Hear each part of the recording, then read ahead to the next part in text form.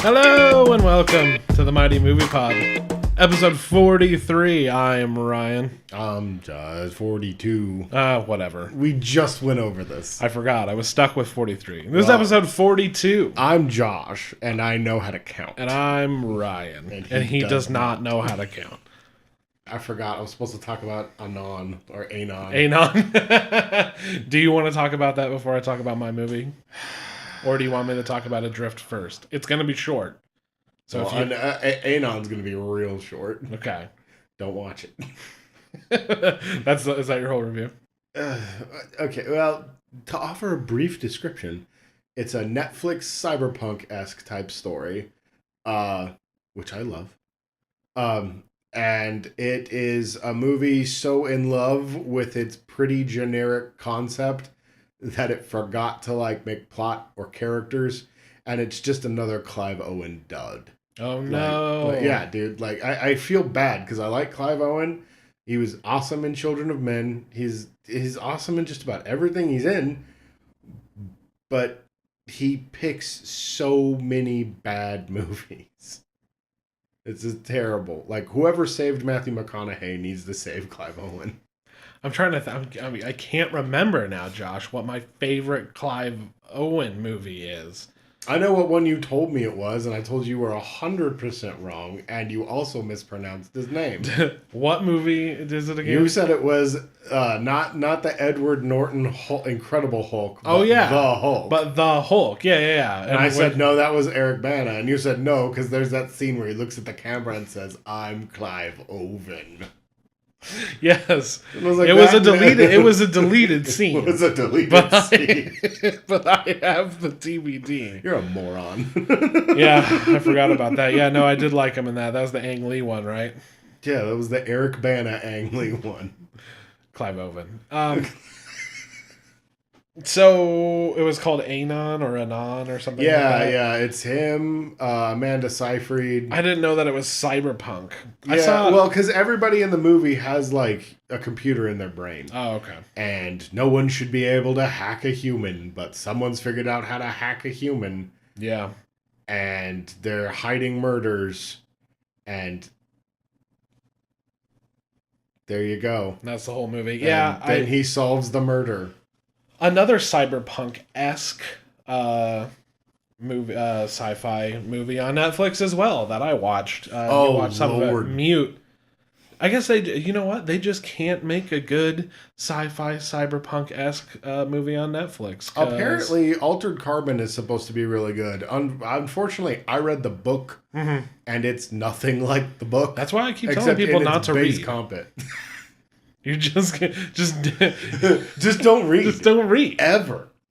That way, everything that when they've remade every movie and they start dipping into books, you won't have to worry about already knowing. That's very true. That's very true. Yeah, you're just out of it. Yeah, you're out of it. Or just if you're gonna read, if you gotta read the worst garbage you can find that they will definitely not make into a movie. Oh well, I thought that about Ready Player One. Oh no! Oh yes, that's true. I guess nothing's safe. They made Maze Runner and Percy Jackson movies. Okay, hey, I'm gonna stop you right there. Have you watched the newest one? No, I haven't seen it yet. I heard it's a hot pile of garbage, but I still want to watch it. What was it, the Scorch Trials? No, that was the second one. I think this is the Death Cure. Death Cure. Yeah, I think you're right. I think you're right. It's called Death Cure. No, I like the first two. They're okay. They're nothing special, but they're. I actually had a Cure, a heavy metal. Cure for Death? A heavy metal Cure cover band. It's called Death Cure. Are you serious? Yeah. I was the singer. Oh yeah. No, it was a joke. I thought you said you'd seen them. I didn't know you'd said I was. No, I was in it. Yeah. I was a founding member. You were a founding member? Yeah. Your biggest hit was I can't think of any Cure songs. Oh my god. Anyway, that's embarrassing. It was Lullaby. Yeah, it was really good. I heard Altered Carbon's good too. That's a show format. Yeah. So maybe one of these days when I watch the 900 other shows that people say I should watch, I'll get around to it. It's only 10 episodes long, and 4 of them are super good. Yeah. Exactly. But yeah, as far as Mute goes, I'm on the same page as you, man. It's like, wow, that sounds really cool. Yeah. How terribly disappointing and boring. It sucks, dude. Well, maybe I saw that's the one I saw a bit of with you. You didn't miss anything. Yeah, that's what you said. You guys told me that the plot had just started. Mm-hmm. And it was like 45 minutes into the movie or something like that. Paul Rudd seemed really interesting. His performance was different for him. Mm-hmm. He was bringing his Paul Ruddiness, but like it wasn't a character. He was he seemed like a real piece of shit. He was a real piece of shit and like was like rather serious, and he was like super bad guy, you know what I mean? Yeah. And he had Justin Theroux, and they had some sort of weird relationship. It was like they fucked each other, but only sometimes. Like, I don't know. It was weird. They were bisexual. Okay. So, I don't know. They served in the army together. Oh. And then they fled America, and they were in Germany. Yeah, I know Justin Theroux seemed a little weird. All I remember was that the movie ended, and then it kept going, and then ended again. Yeah, it was weird. And it's not like it ended and then ended again. It went on for like another 30 minutes. Yeah, it was crazy. Ended. And then the credits rolled, and I was like, okay, is this for real now? It was crazy. Because, like, it was a satisfying ending. Yeah. I was like, oh, okay, wrapped it up. That's pretty tragic. He got his comeuppance, et cetera, et cetera. And then it was like, all right, 30 minutes of just random guy talking, and then other guy talking, and then another short little action scene, and then it was over. And I'm like, what the fuck was this? Mm-hmm. It's bad. Like they go on a road trip. Yeah, that's what I'm saying. While he just blabbered on. Yeah. And I'm like, God. What is happening? You all right over there? No, my eye is all fucked. You gotta. It's a red eye, but if I keep rubbing it, it's gonna be all gay. Look at my eye. Are you serious? Yeah, I can't. It's like an impulse. Your eye's gonna be all gay. I don't even want to get into the logistics of that. This is just a whole new meaning to queer eye.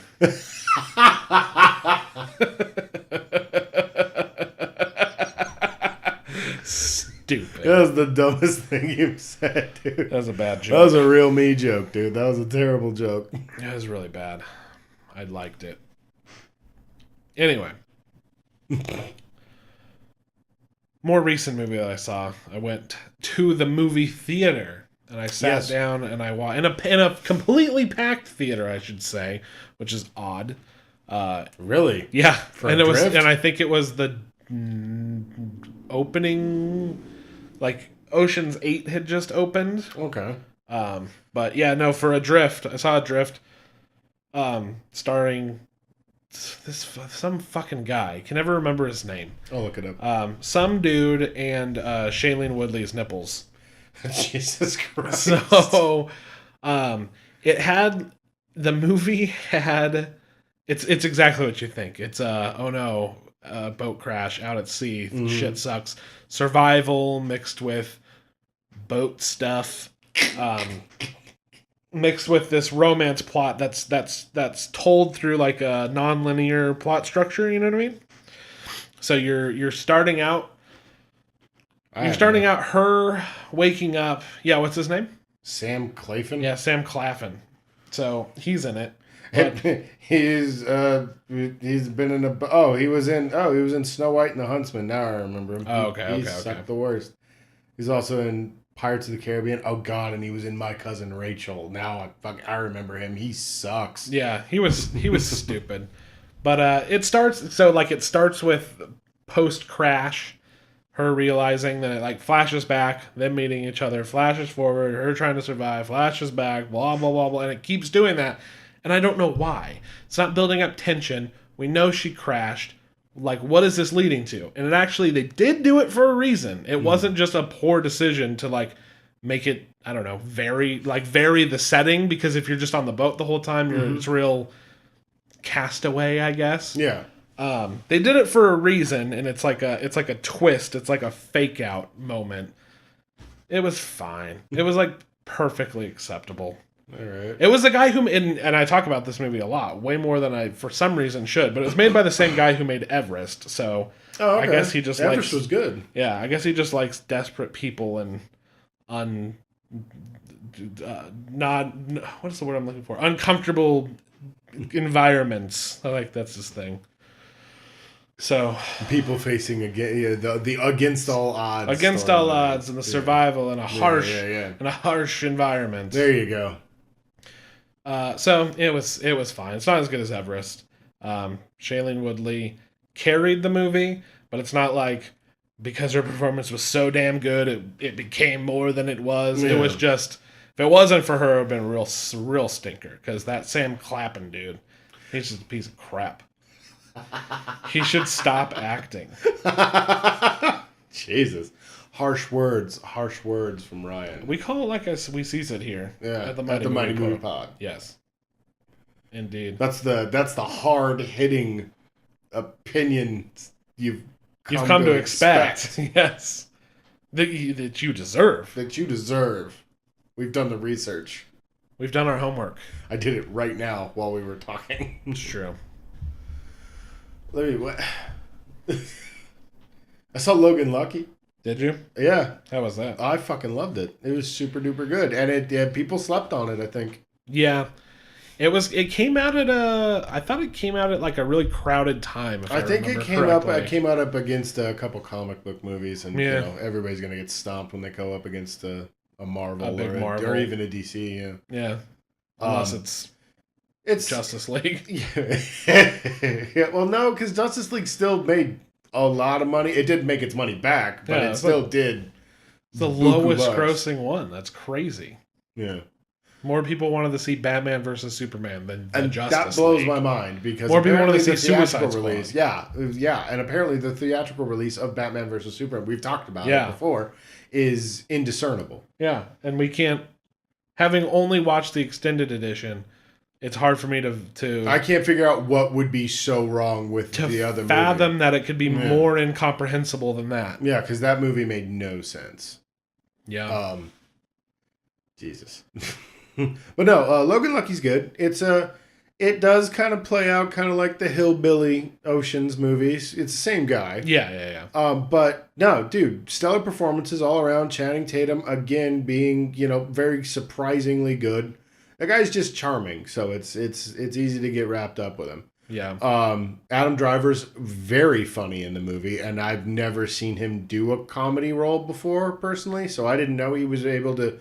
He's kind of the straight man, but he's still really funny. Like he's good. Daniel Craig is actually hilarious. Really? Yeah, he's another one. I'm not expecting any comedy from him, and he's really funny in the movie. And it's that heist movie comedy, so it's not really like a comedy, but it's lighthearted and fun, and it's really good. And it's got a little touching side to it instead, in contrast with the Ocean's movies, which don't really have a lot of heart to them. No, he's doing this because he feels wronged, and he's been wronged. You're on his side, and he's trying to make a better life for himself. So they set this whole thing in motion. The heist is cool. And it's very much like a hill, but they rob NASCAR. Oh my gosh! So it's really funny, dude, and it's like somewhere in between Ocean's 11 and The Town. Yeah, it finds this weird middle ground, dude, with a bit of like Talladega Nights thrown in, I guess. Dude, it's really good. It's really, really good. I really like that one. Also caught War for the Planet of the Apes. Oh, did you? The last one. Yeah, the newest one with Woody Harrelson. Woody and mocap. Yeah. Andy Serkis, yeah. No, Woody's not in mocap. No, I'm saying... Oh, mocap Andy Serkis. Yeah. No, Steve Zahn, bunch of dudes played the mocap ones.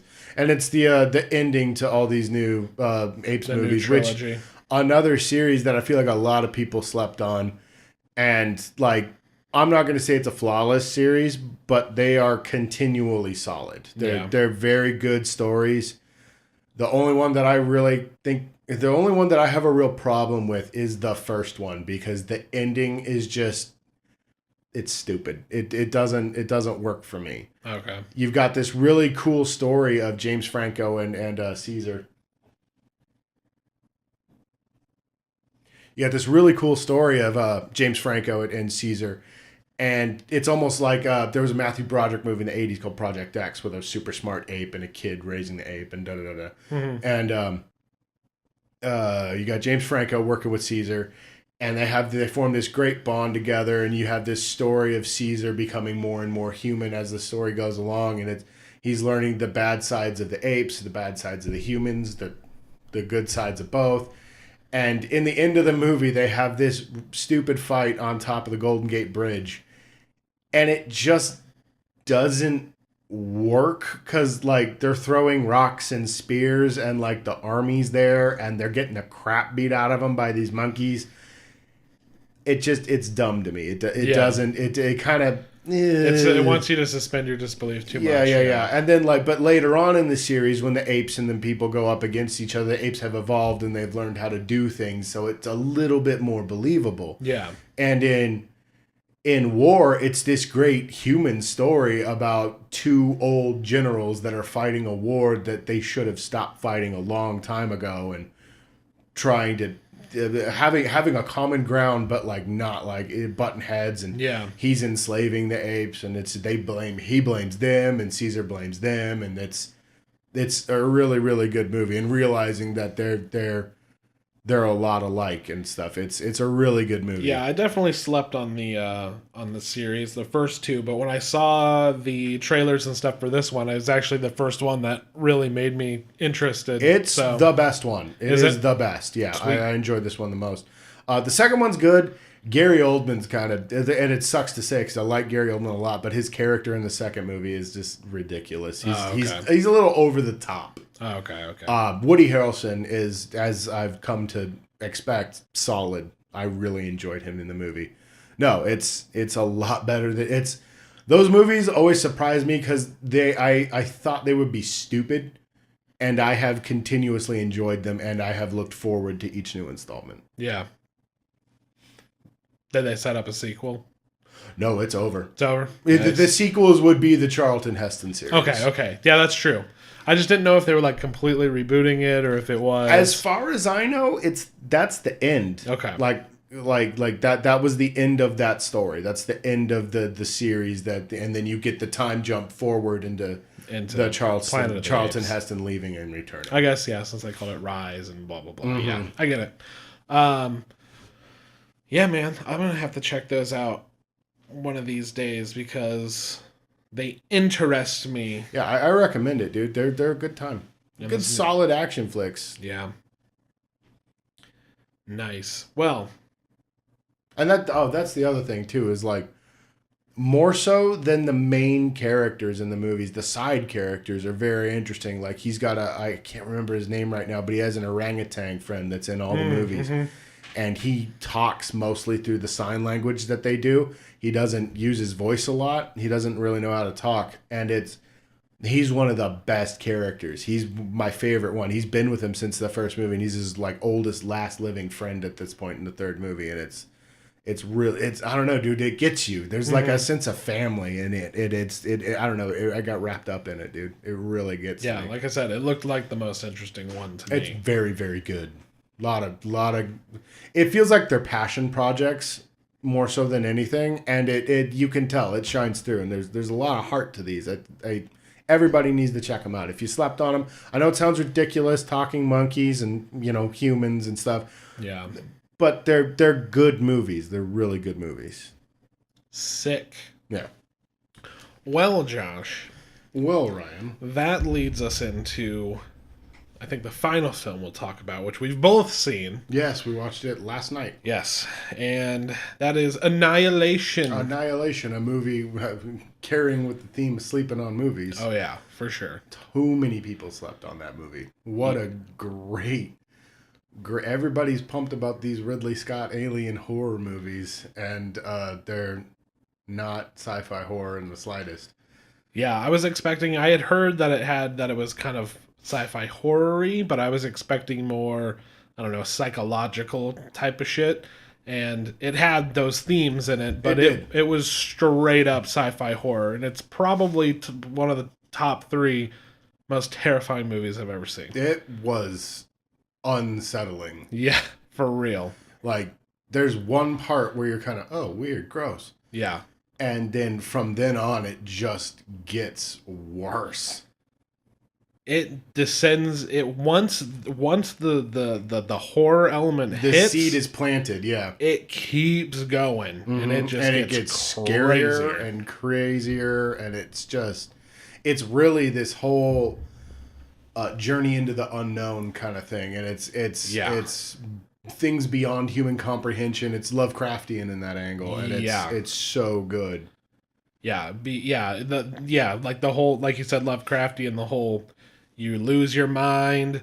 Like the closer you get to the unknown, the more you start going bananas. Yeah, and you're just weird body horror shit, like just. Oh yeah, Oscar Isaac talking about like his like my skin is like liquid. Yeah, and that one girl, she's like, when I look at my hands, I see my fingerprints moving and I see my skin moving, and it's just like. When they show that scene, you don't see it, which is crazy. So, which is good because it plants that seed that maybe she's just out of her mind. Yep. But at the same time, we had seen video of somebody that his intestines were moving around like snakes. His whole torso's moving around, and it's oh god. And then they see him kind of like spread out like fungus, like he had exploded. And oh god, it was so gross. Yeah. It was nuts. It was terrifying, and it was really good. It's one of those movies that reminded me that Natalie Portman can do a good job at acting. Yeah, because like so many other things I've seen her in recently, I'm just like, oh god, why did I ever like you? And then that movie, then we saw this movie, and I was like, no, she's really good in this movie. Everybody's really good. Jennifer Jason Leigh's really good. Yep. They had the girl from Jane the Virgin. Yep. Who was fantastic in the movie. Gina Rodriguez. Yeah, and then Valkyrie from Thor Ragnarok. Was that who that was? Yes. I thought that was her. Okay. Yes. Yeah, sure. Oh, dude. She was really good. Yeah, she was the one kind of staying calm and keeping cool. And she was the calm, kind of nerdy kind of girl. She was really good. And then, then she went insane. I don't think...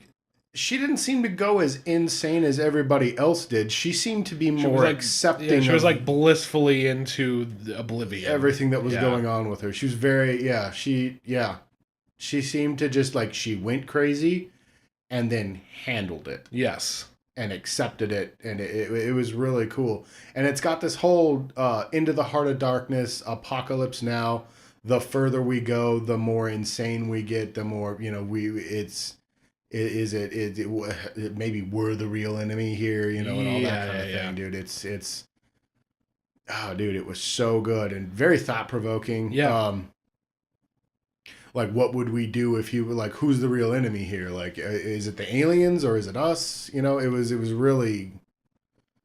was crazy, and I thought that was a really cool concept with the movie. Without giving anything away, the motives of the aliens seem almost accidental. Yeah. Like, it didn't want to end up here. It just ended up here. It was just doing its thing. It wasn't, there was nothing nefarious behind it. While seeming entirely... I was going to say, even to the point where something just terrifying is happening, but you're like... It's even explained in dialogue later, like it was just feeding off of what I was doing, and it's like it scared the shit out of me, and I'm still shaken by it now. Yeah, no, it was funny, dude, because we were both just like, okay, well, you don't have to leave. Yeah, you can stick around for a bit. I think we should watch Thor Ragnarok. Yeah, why don't we watch Thor Ragnarok? Yeah, that'll make us feel. Yeah, you definitely.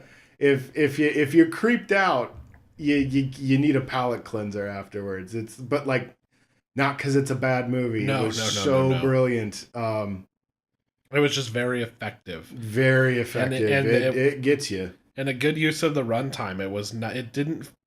It never felt like it was dragging. Its setup felt a lot like Arrival, and it obviously went into a much more, for me, satisfying direction. Yeah. That there was like a personal thing that was learned, but it actually was it was poignant to the plot.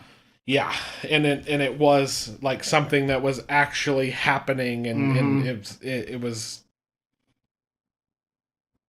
a very good use of time jumps. Yeah, but within the structure of the movie, not they don't jump around through time. Yeah, what I was saying is the runtime, like it got to the point and it did something, and it wasn't, and it was a satisfying conclusion, and you saw what happened, and you understood get little bits of the past, you get little bits of the present, and they all come together to form this really good. It's a Tarantino-esque in that way. Yeah, and and you get the setup, and then you get them going into the shimmer, and then it is full throttle from then. Well, and it's crazy because it starts off like a very normal, like even the soundtrack isn't very sci-fi until much later into the movie. Yeah. And because it starts off almost like it's going to be more of a dramatic type of film, like she's the wife of a veteran. Yeah. He's possibly dead. We don't know what happened. She's leading this shut-in life, and it takes its time getting into that, and then once you get to that point, it just ramps up at a respectable speed. It never felt like anything was too rushed. It never felt like we were jumping around for sake of the plot. Nope. It was just a very solid sci-fi movie. It's funny because it's the same thing with Ex Machina. People slept on that one. Yeah. Oh yeah. And people didn't pay any attention to this one.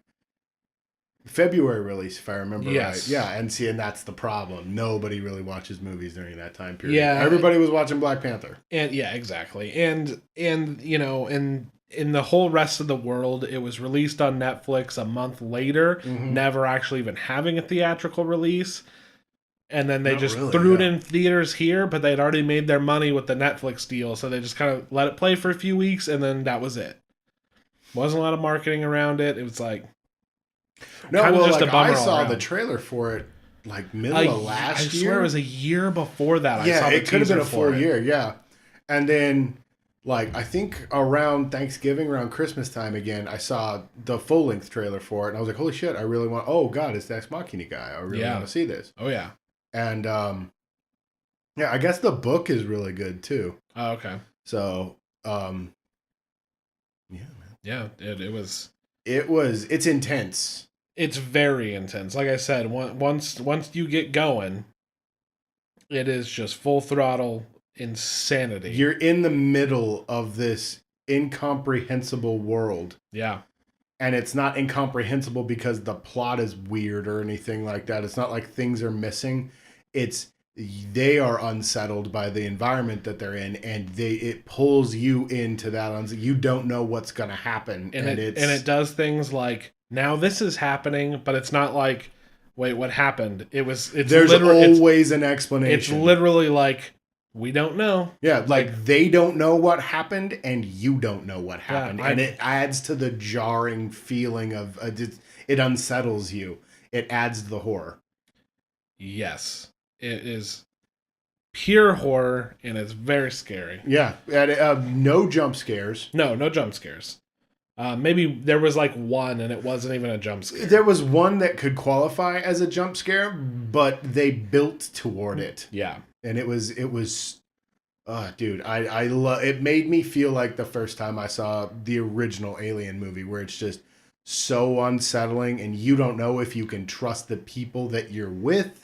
Yeah, and it's just visuals and amazing sound and music going on throughout. You get like a lot of I think it's Crosby, Stills and Nash is like the one song that runs throughout the movie, and most of the soundtrack has the same feel of that song, very country bluesy style guitar. Yeah, and then the further they get in, the closer they get to the lighthouse, the more synthetic the soundtrack becomes and much more futuristic it becomes. And it's It's such a good movie.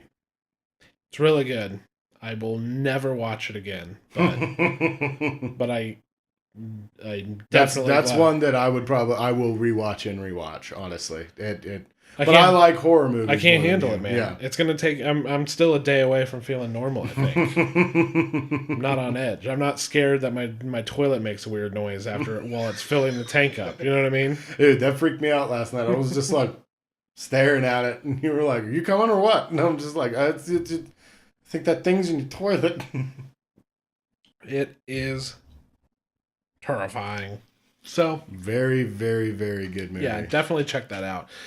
I guess this has been the movies people have slept on podcast episode. Yeah. We'll call this one the napping episode. The Nappening. Oh God, it's shameful how funny I find that. Boo. But anyway, this does not yet count as the summer drought episode, but soon enough, I'm sure we'll get there. But in the coming weeks, my friends, we've got plenty going on. We actually have Incredibles 2. We still got to see that. That came out Friday. Yeah, that came out yesterday. I don't know what day it is. Yesterday. It's Saturday. Same with Tag. I want to check that out. Tag looks like fun. There's not a lot to say about comedies, but we'll talk about it if we see it.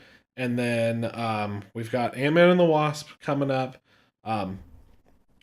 Speaking of series that just are continuously solid, we've got Mission Impossible Fallout. I can't wait for that one. Yeah, which Henry Cavill rocking a Tom Selleck mustache. Yeah, we watched Ghost Protocol that one time, and I've just been with that series since. Yeah, it's funny because that series had died for me with the second one because I was just like, I can't. This is fucking awful. And then they made a third one, and I was like, I'm not even gonna bother. And I've gone back and watched the third one, and it's okay. It's good. It's good. The Ghost Protocol is definitely the shot in the arm that it needed. The one problem I have with the Mission Impossible movies is it's the same movie over and over again. But I keep going, and it's like I get mad that I keep going, but at the same time, like I never regret it after I watch the movie because they're fun. Different set pieces, different crazy stunt that Tom Cruise is gonna do. Like that's like, what's he gonna do now? Yeah, that's one of the things that grabs you. It's cheap, but you know what? It's like it's solid. It's that action movie theater series. Action. Yeah, it's that action movie. It's like it's like Lethal Weapon. Yeah, I mean, they finally made one that I absolutely hated, but like every time it was the same movie. Yeah, and I didn't care.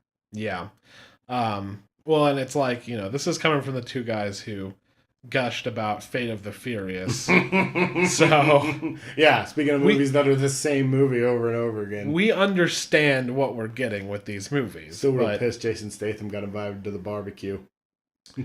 Killed Han, man. He killed Han. One whole movie was about them supposed to be about them getting revenge for that. And then all of a sudden, Jason Statham's walking onto the rooftop for the barbecue. Right onto the green family now. Right on the green screen rooftop. The fake New York background. Yeah, so we've got that coming up. I'm sure there's other shit. Basically, what I'm saying is we got more episodes coming. I'm sure we're going to have a summer drought episode.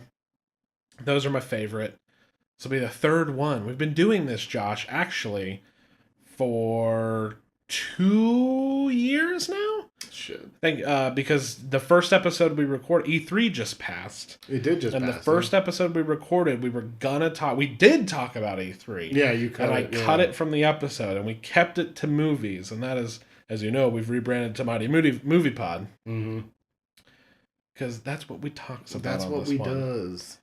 But you can find us on all major podcasting apps, including iTunes, Stitcher, Google Play, etc., etc. We're on SoundCloud. We are on YouTube. We are Mighty Fish Productions. Follow us on Twitter at Mighty Fish Pod. Twitch.tv/Mighty Fish Productions. You can follow Josh at the Padicle. It's lots of fun. I say stupid shit. Yeah, it's true. But we will be back This has been great. I'm Ryan. Wait. Yeah, I'm Ryan. Yeah, you're Ryan, dumbass. Okay. Ooh, I had to make sure. I forgot. Just making sure I didn't mess that up. I'm the one that messes it up all the time. That's right. He's Ryan. No, I'm Ryan. Wait. No, I'm Josh. You're Josh. I'm still Josh. And we will catch you on the other side of the